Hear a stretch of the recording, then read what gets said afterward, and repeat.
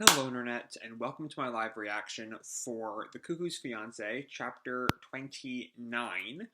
When we last left our heroes, Nagi dealt with his own emotions in the aftermath of Erika's I'm Not Into You Yet from 27. And he went back to his parents' house, who apparently have their house back again, which is kind of weird, but whatever. And found his dad's box of old love letters that he wrote to his mom. Um, and then his dad was like, "Close your eyes, and you'll see the person that you love." And he saw Erika, Hiro, and Sachi. And y'all know how I feel about that already. Um, so yeah, He then texted Erika, I also don't like you yet." And that's kind of where we left off last time. So let's jump right on into chapter 29. 29th foul, it doesn't change your value as a person. And our picture here is Erika and Nagi playing with sparklers in their backyard. It happened in a flash, but now I don't want to let you go. And then we have a picture with, it's like a crossover picture with Kanojo Mo Kanojo, which I have never heard of. But anyway, your love life's just getting started. I think this is him flashing back to what Yohei said. And then he has, this is Nagi, remembering him thinking of all three girls, in response to Yohei's questioning. And Nagi's just kind of troubled by all that. I do like Seigawa-san, don't I? Amino-san is one thing, but Sachi's my sister. Why her? In a way, she must have stopped being my little sister. Stop it. Stop it. No, no, no, no. Stop saying that. And then Nagi, sighs. What the hell? What do I even want? And someone taps on his shoulder. And it's Hiro. Morning, Umino-kun. Oh, good morning. And Hiro looks at him confused. What's wrong? You seem down. Nah, I'm great. And he's tries to be his cool dude thing. Her summer uniform looks great on her. What am I thinking? Seigawa-san is adorable. And then he sees a sheet of paper. We change scenes. He sees a sheet of paper and freaks out. Class rankings 13th of 243 students. Huh? And his teacher is just, where'd your drive go, Umino? I'm expecting more next time around. I'm 13th? And the class hears that and starts gossiping. What, seriously? What happened? I guess last time was just a fluke. Hey, there must be a mistake. Sensei? There's no mistake, Umino. Next up, Seigawa. You took back first place. Congratulations. Hee. Nagi goes back to his desk and starts freaking out. And Erika looks at him, kind of pensive. It looks like, just kind of looking at him. How did this happen?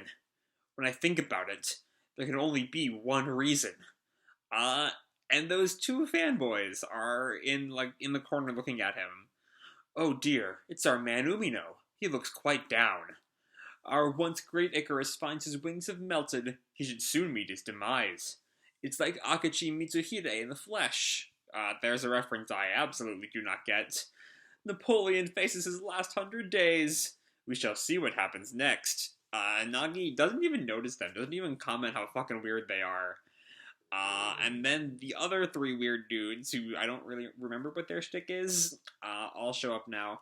Wait, Umino, man. I just lost a lifetime supply of pencil lead. We're counting on you. Next time you have to win. And Nagi just they all leave, and Nagi's left there alone, just what the fuck? He doesn't register them. Still kind of in shock over dropping down to 13th. And then Hiro appears, who doesn't look terribly happy at her victory. Then she turns away, and Nagi just stares at her. That's right. I got caught up in the hype of getting first. And then Nagi comes home, and Sachi sees him. Hey Nagi, welcome home. And Nagi doesn't even register her, which is good. You need a timeout from registering your Sachi's existence. All right, that fucking thing from last time was too much. But Sachi just looks at him as he walks up the stairs. Did something happen at school? Sort of.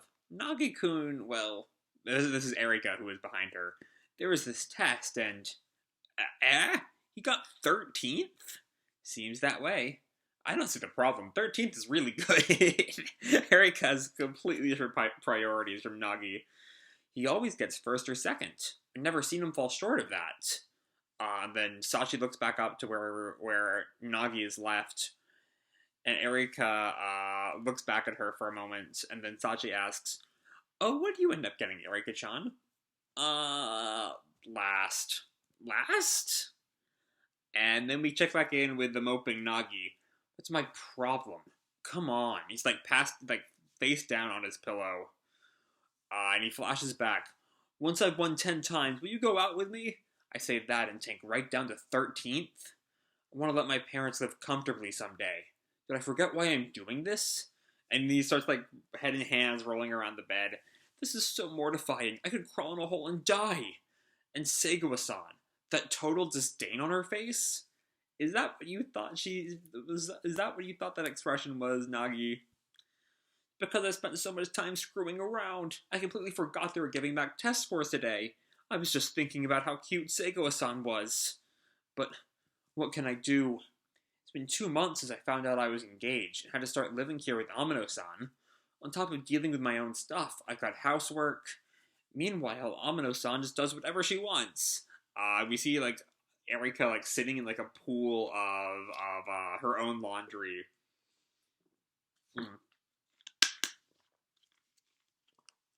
Cleaning up is so boring. That has to stay a secret at school. Not to mention Sachi deciding to live here. I ran away. And I've been going on dates with Segawa-san, and we see her in her Hall of Mirrors outfit. Let's go. Between all of that, there's no time to study. Back at home, I just sort of helped out. And at this point, he's fallen off the bed. Only his top half is still lying on it. There I could really throw myself into studying, but it's different now. Studying was everything for me. So what's left? It's like I'm not myself anymore. And then the door slams. And Erika's burst open the door and she shouts, Nagi-kun, where's dinner? And Nagi just stares at her as her stomach growls. Huh? Don't haunt me. When exactly are you going to make dinner? I've been waiting for 2 hours. And Nagi just stares at her and sighs. I give a damn. You have no idea how I feel right now. How would I? And why do you think I care? You still got 13th. Shut the hell up. I didn't even get first. I'm garbage. You got 13th. That's amazing.